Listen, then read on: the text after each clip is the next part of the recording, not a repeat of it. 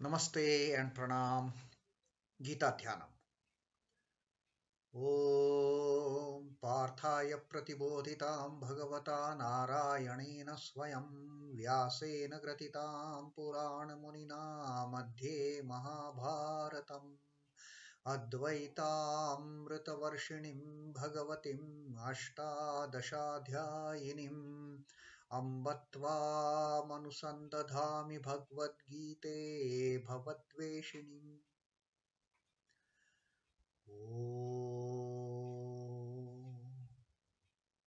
O Bhagavad Gita, with which Lord Narayana himself gave enlightenment to Arjuna, the ancient sage Vyasa included it in the Mahabharata. O goddess, showerer of the nectar-like knowledge of non-dualism contained in your 18 chapters, O my affectionate mother, the destroyer of rebirth, I meditate upon thee. Krishna Vandana. Vasudevasutam devam kansachanuramardhanam devaki paramanandam krishnam vande jagadgurum.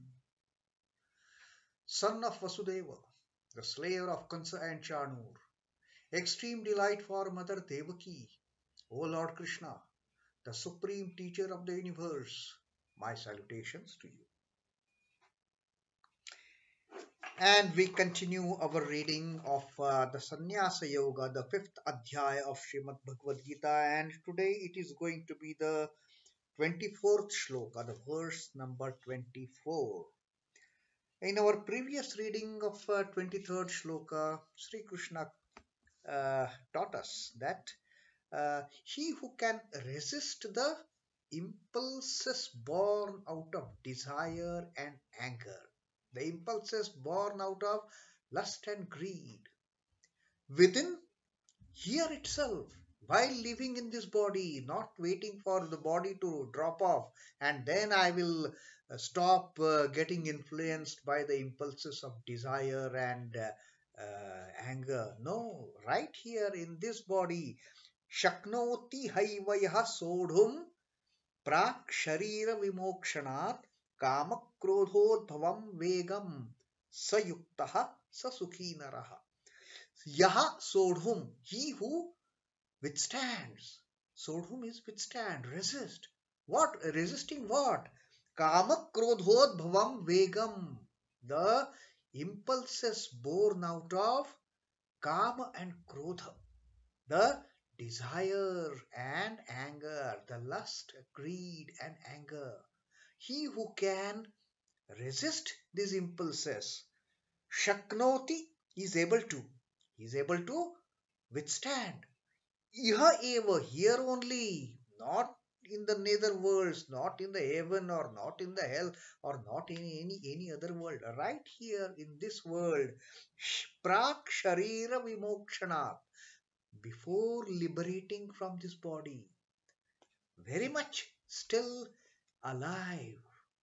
One who can resist these temptations, one who can resist these impulses, this impulsive behavior born out of desire and anger.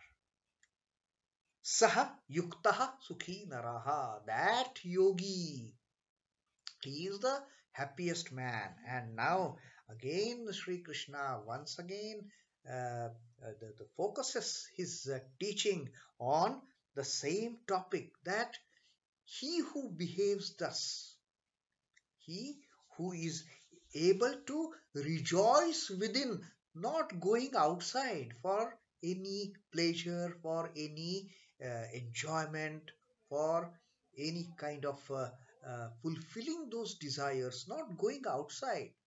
No contact, no pleasure to be driven from the senses, coming in contact with the sense objects, the sense organs coming in contact with the sense objects. No, that has to be resisted and find the pleasure only within. The entire bliss is there within us. That monarch who is enjoying the peace and bliss in this city of 9 openings. Now Sri Krishna says, ntaḥ-sukho ntar-ārāmas tathāntar-jyotir sa yogi brahma-nirvāṇaṁ brahma-bhūto dhigachchhati yah ntaḥ-sukho. Now Sri Krishna is telling these three things to be enjoyed internally. Which are these three things? Yah ntaḥ-sukho ntaḥ-ārāmas. ntaḥ-sukho ntar-ārāmas tathāntar-jyotir. One who rejoices, one whose happiness lies within. Ntaḥ-sukho, happiness lies within. Ntar-ārāmas, who finds eternal rest within. He doesn't have to look around for that eternal rest, that ultimate rest anybody gets is within. That is the ultimate relaxation. Just go within. Going without, we are losing our rest. We are losing our ārāmas. So, ntar-ārāmas,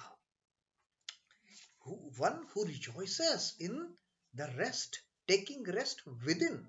And tathāntar-jyotir, and even whose illumination is within. He doesn't have to look outside in the external surroundings for having that spiritual illumination. The external things might just give some kind of an impulse, that's it.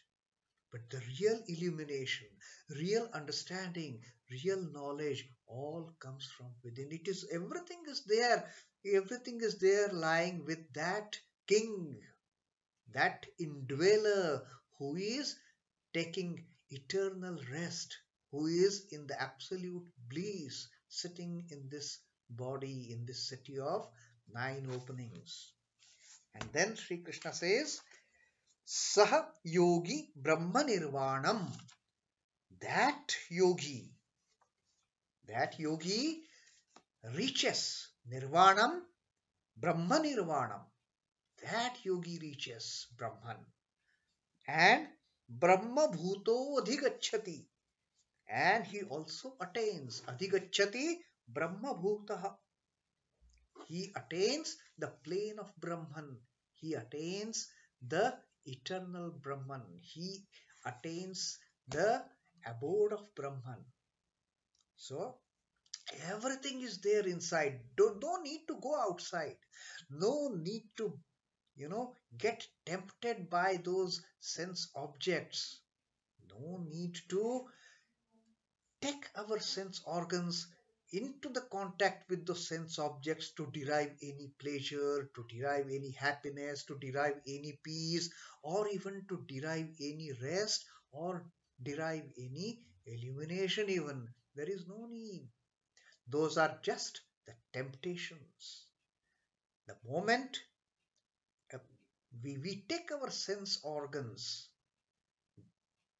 deluded by the senses, when we take our sense organs towards the sense objects with the intention to enjoy, to have pleasure, that doesn't come pleasure. Like Sri Krishna taught us in the previous shloka, that dukkha yonaya evate, that sukha is not sukha. That pleasure, that joy that we intend to derive by enjoying those sense objects through the sense organs, in fact, they bring all the pain and misery and sorrow within their, as if in their womb. The pleasure and joy and happiness is all,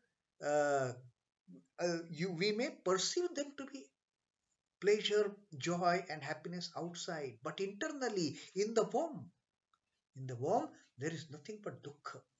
So Sri Krishna says, there is no point going to the external objects. There is no point going getting tempted by the sense objects. Better withstand that impulse, resist that impulse, and go within. For within is the uh, ntaḥ-shanti. For within is the happiness. For within is the sukha ntar-ārāmas, ntaḥ-sukho. Happiness is within. ntar-ārāmas, the ultimate rest, is also lies within. And ntaḥ-jyotir eva yaha. Here lies the eternal illumination, lies inside, not outside. We cannot gain any knowledge, any illumination from any external sources. They will only be helpful to certain extent. But the real illumination, the real enlightenment of the soul comes from within, because it is there hiding within, it is resting there within. And a person who rejoices all these internal sukha, internal ārāma, internal jyotihi, anta-sukha, ntaḥ-ārāmas, and ntaḥ-jyotihi. These three things, one who rejoices within, he verily reaches the realm of Brahman. He verily understands, he verily gets enlightened with the knowledge of the Brahman. He whose happiness is within, whose delight is within, whose illumination is within only, that yogi becomes Brahman and gets the beatitude of Brahman, that beautiful reality of Brahman. He enjoys, he gets enlightened with that, the beatitude of Brahman. The ignorant man hunts for happiness in the external world. Yes, Sri Krishna says that there is no happiness in the external world, but ignorant, deluded by this temptation of the Maya.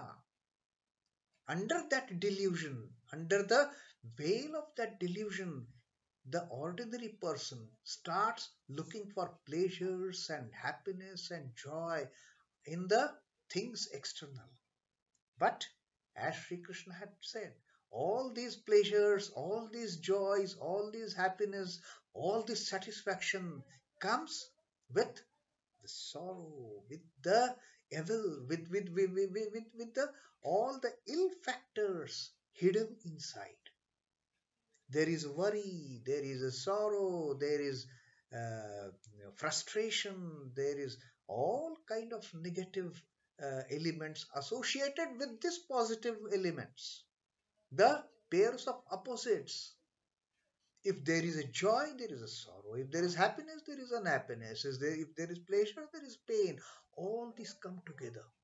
And one will never find only pleasure, only happiness, only joy in the things external. He fancies he is obtaining it there, but no sooner he clutches at it, it vanishes. All that joy. One moment you are happy, next moment we are unhappy. This is due to happiness not being inherent in things external.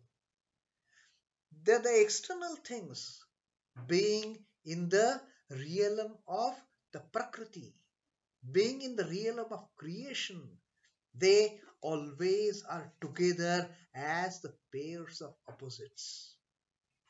So, in search of enjoyment, the projected happiness is actually in the self. It is all internal. We will never find any peace, any happiness, any illumination in the things external. It is only in the self. Similarly, repose and joy are in the self and nowhere else.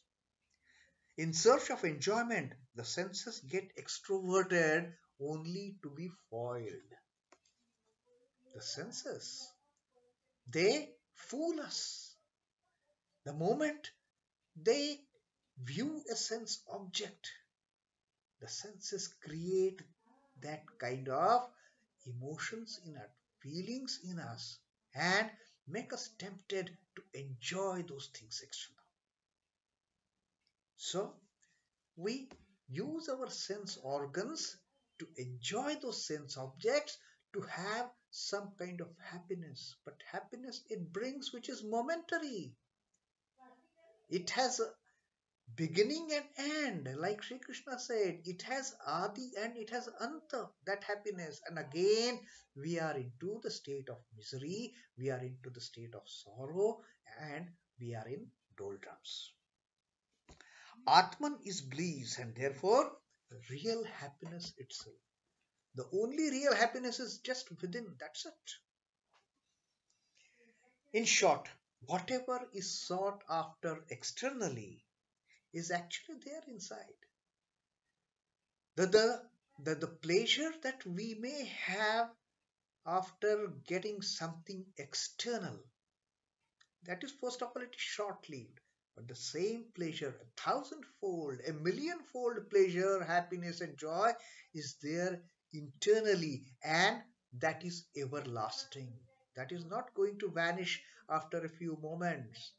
That joy, that peace, that bliss is everlasting. It is forever. Now, the core of one's being is Brahman. And once we understand this, once we get this knowledge, once we get this illumination, then we reach to the stage of everlasting beatitude. Nothing but bliss, bliss, and bliss. Now, what Sri Ramakrishna says on this particular thing? Sri Ramakrishna says, knowledge is not for him who is attached to the world. That ultimate illumination, the Brahma-jnana, is not for the people who seek pleasures outside, who seek knowledge outside. Outside knowledge may show you path to some extent, but in the end, all the knowledge is here within. Outside knowledge is only the knowledge which can be perceived through these five senses that we have got. That is the only knowledge we can gain. And that knowledge is so very limited. How much we know of this entire creation? We hardly know even a minuscule portion of it. We don't know how vast is it. We don't know what is the grandness of this universe and the one who has created this universe. We only see the external parts. We don't know the creator. We don't know the preserver. We don't know the destroyer. We only see these external things. And what happens when we get to know that creator, the preserver, the destroyer, when we get to know that one entity who has projected this entire universe from within? That is the ultimate Brahma-jnana. And Sri Ramakrishna says, knowledge is not for him who is attached to the world, who is attached to the external entities. Enlightenment and bliss ensue in direct proportion to disentanglement with the sense objects. It is in direct proportion. The more you disentangle yourself, the more we dissociate ourselves from these external sense objects. Our understanding of the inner being, our enlightenment, our illumination, it goes manifold. It is in direct proportion to the disentanglement from these delusions, the disentanglement from this Maya, the disentanglement from hiding under this veil and seeing, oh no, I am very safe. No attempt of making any liberation for that matter. Just being involved with the senses, with the sense objects. So the moment we start disentangling ourselves from this mess, there is a dawn of knowledge.